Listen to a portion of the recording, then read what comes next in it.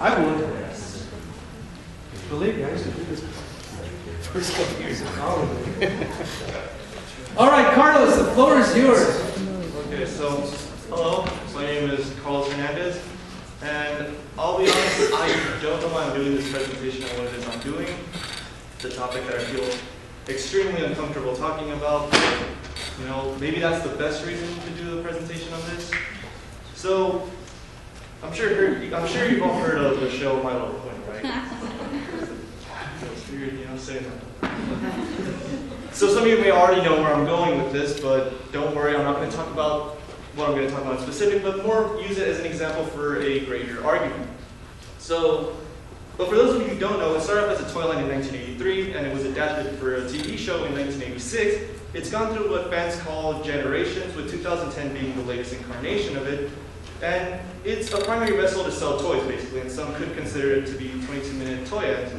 And the show's target demographic has always been young girls. So who knows what a brony is? Anyone? Nobody? Oh, for those of you who don't know, this is going to be interesting. Carlos, you can assume I know nothing about My Little Pony. Absolutely nothing. So when G4 was released 3 years ago, an unintended fan base emerged from all this, and they called themselves Bronies, which is a combination of bro and pony, and this is the name that the adult male fans have called themselves, although some female fans have also adopted this name.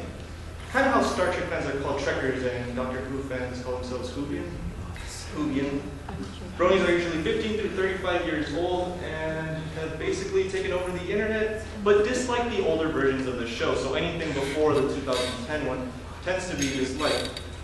They make art as well as music inspired from the show and remixed from the show, or videos simply talking about or reviewing the show. So these can be found all over the internet. They have conventions and stuff like that. So basically what I'm trying to say is that this thing is huge. It's exploded into something along the lines of a subculture. There are rockers, skaters, and bronies. What do they call these guys? Brownheads or bronies? Bronies. Okay. Bronies. What's... Because it's like pony, but brony. Yeah, it's kind of clever. So, out of curiosity, how many of you find this weird? Like, wow, I wasn't expecting that much. I mean, I'll admit it, I find it weird too. Like, but the show's creator, Lauren Faust, has expressed appreciation because she did not expect grown men without children to watch it. I mean, would any of us? And cast and writers were also surprised, but they've enjoyed it. They have responded positively and have attended the fan conventions. And Hasbro, I'm pretty sure they were pleasantly surprised too, for obvious reasons. So, neo-sincerity is a term used to describe art or concepts that run against prevailing modes of postmodernist irony or cynicism. And this has been called internet neo-sincerity at its best, as the fans unabashedly enjoy the show and challenge preconceived gender roles that such a show normally carries. So, what's the big deal? While this doesn't affect any of you personally, that these people get, you know, what they do, it brought light to a topic that I don't think many of us have been aware of.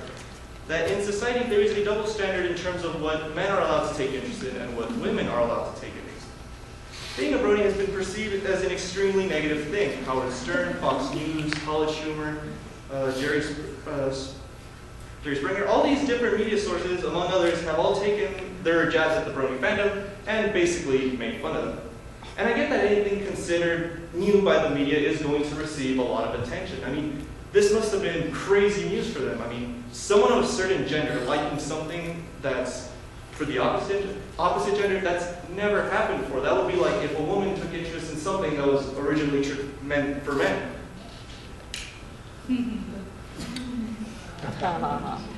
But this is how older people feel about it, but what about younger people? In this segment of a YouTube show called Teens React, teens are presented with the thing that bronies exist and are asked what they think about it. What would you say if I told you that this show has become very popular with teenage boys and grown men? You're joking. There's teenage guys that like this stuff. Should not be watching that if you're a guy. If you're a guy, and you watch My Little Pony, you're technically shouldn't be allowed to be called a man. Okay, so maybe perhaps younger people are about the same as the older generation. It's clear to see that it's not an uncommon thought to feel that grown men or men in general should be watching a show meant for little girls. And however, to really see the problem in this way of thinking, we have to take a step back and really evaluate where we stand in terms of pop culture, media, and society. In the past, the geek or nerd used to be seen as something like this, something that you didn't want to be, something seen as weak or unpopular. However, now it's become something of a trend. People now celebrate the uniqueness of the nerd image. They get video game tattoos or wear comic book t-shirts. But like anything that grows in popularity, this has been encouraged by pop culture. Shows like The Big Bang Theory or comic book men celebrate the nerd image, and films like Napoleon Dynamite and Scott Pilgrim do this as well. This kept the popularity going. TV, film, fashion choice, it all blended in and created a culture where more and more adults will watch cartoons like Adventure Time and go to Comic-Con dressed in character, and it's not uncommon to see adults, men and women, wearing video game, comic book, or TV shirts.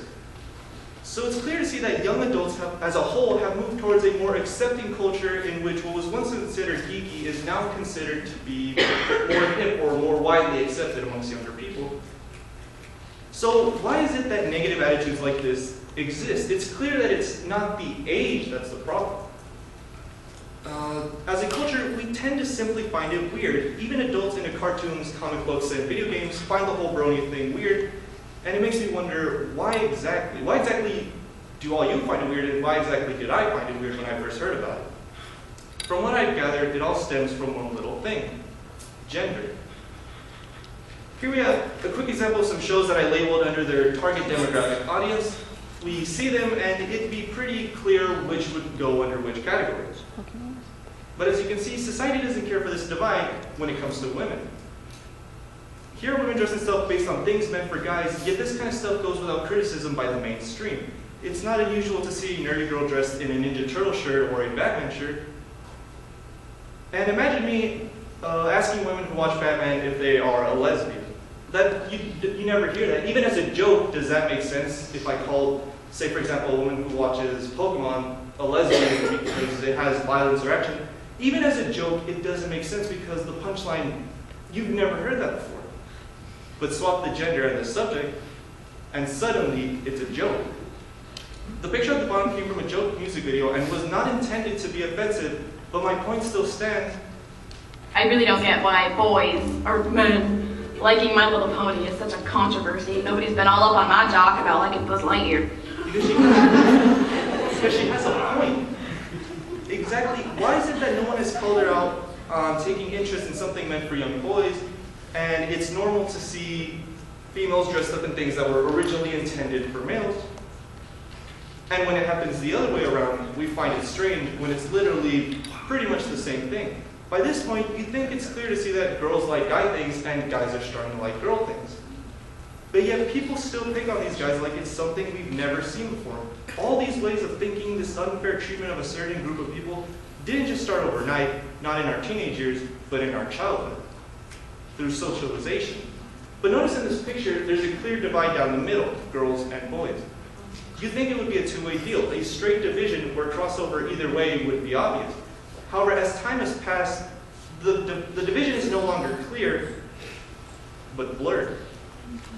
Here's an excerpt of a mom who wrote on a blog recounting the story of her friend's son and how the divide highlights only one gender when it steps out of line.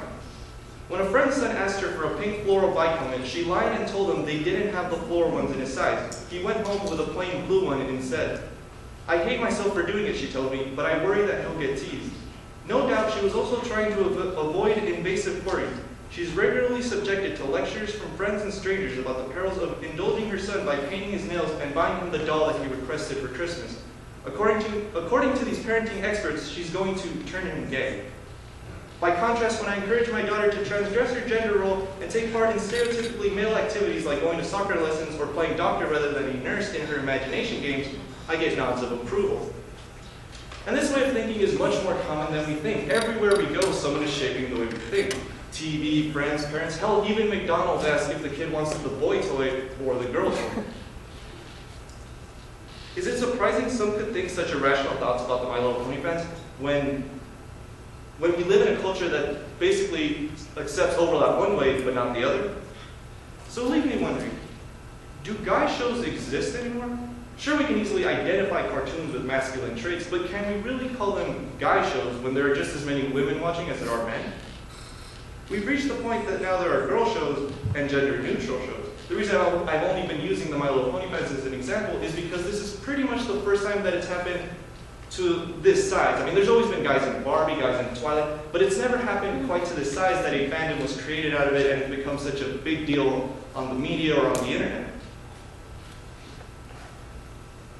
So it's natural to think that like everyone's first reaction is to think that it's weird, when in reality we saw it happen a long time ago, it just happened the other way around.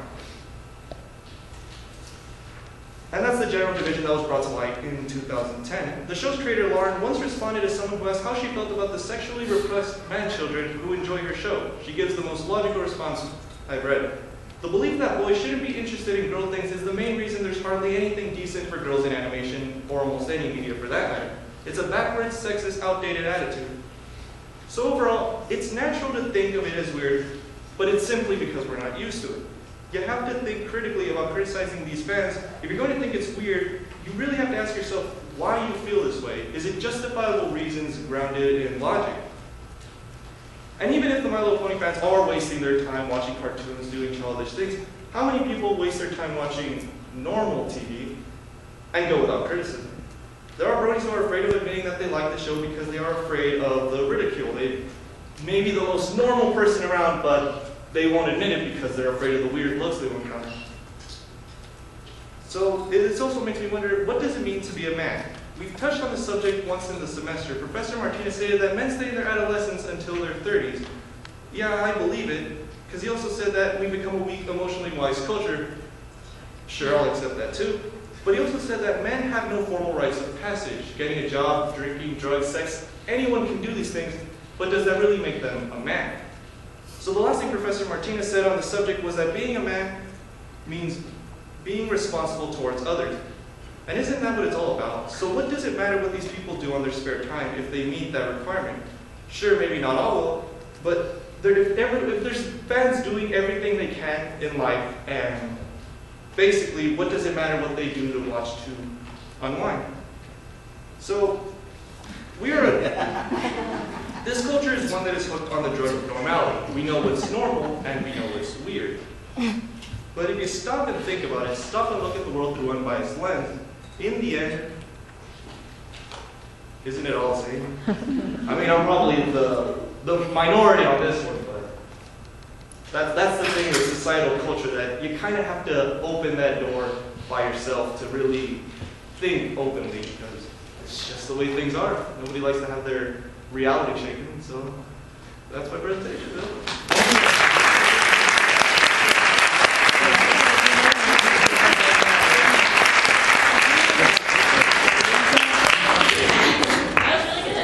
That was really good, Carlos. Thank you.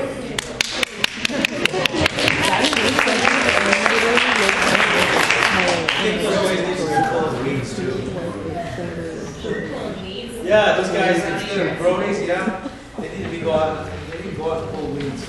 I realized we had the article. Who's next? Go on. Oh, you're up next. Oh, Rachel? Yeah. Yes. Who's after Rachel?